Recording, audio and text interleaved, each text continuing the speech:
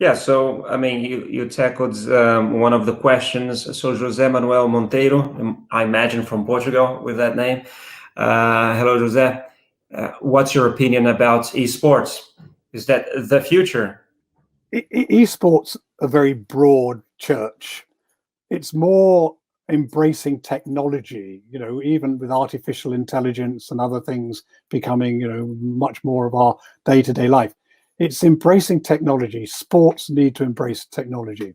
When we did very, very early years ago licensed games for FIFA, nobody ever saw a console game becoming such a big, significant, global desired game to which people would want to compete with competitively.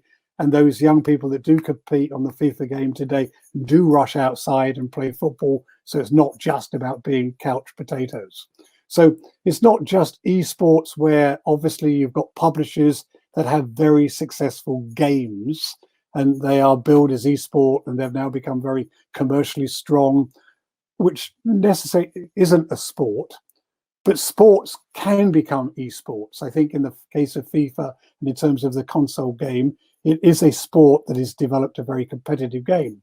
I think skiing, cycling, and other sports are beginning to embrace. So yeah, esports is here because technology is here. The digital world is here.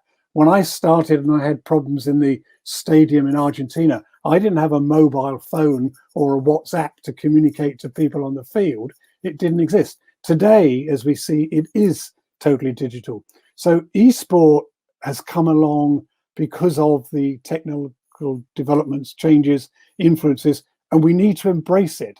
But we need to embrace it not at the loss of sport. Sport, as we understand it, and esport, as we're beginning to understand it, needs to come together and embrace. And in some small way, match poker fits into that category. And that's why no federation can ignore it. One's got to embrace it, but one's got to balance it, because it isn't about just shooting games, which tends to be the fantasy games, which isn't necessarily linked to sport.